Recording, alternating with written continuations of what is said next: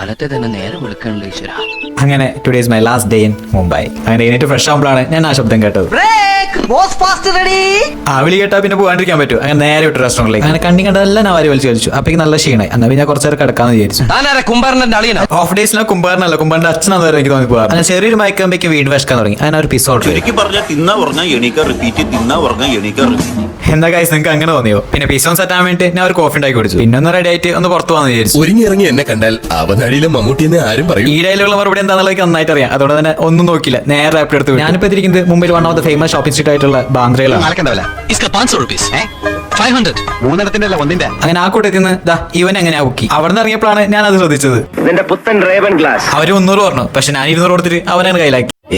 നമ്മളോட കളി. അങ്ങനെ പിന്നെ അവിടെ നിന്ന് ഒരു സിപ്പപ്പ് വാങ്ങി കഴിച്ചു നടക്കുമ്പോൾ ഞാൻ കഴിച്ചിട്ടുണ്ടത്. കണ്ണു പൊത്തിക്കൊണ്ട് ഞാൻ ഒന്നും കണ്ടില്ല. അവിടെ നിന്ന് ഇറങ്ങിയിട്ട് ഞാൻ നേരെ പോയത് ബാന്ദ്രബേജിക്കാണ്. ഈ കാണുന്നത് എന്താണെന്നറിയോ? നമ്മുടെ സ്വന്തം ഷാറുഖ് ഖാന്റെ വീടായ മന്നത്താണ്. ഷാറുഖ് ഖാനെ കണ്ടിരിക്കലും ഷാറുഖ് ഖാന്റെ വീണ്ടും മതിൽ കണ്ട സന്തോഷത്തിൽ ഞാൻ നേരെ ബീച്ചിലേക്ക് വിട്ടു. എന്താണെന്നറിയില്ല, കളി കണ്ടപ്പൻ എമോഷണൽ ആവും. പിന്നെ നോക്കിയില്ല, നേരെ വിട്ട് ഹോട്ടലെത്തിയിട്ട് ഫസ്റ്റ് പോയത് ഫുഡ് കഴിക്കാൻ വേണ്ടിയിട്ടാണ്. ഇത് ലാസ്റ്റ് സപ്പറാ.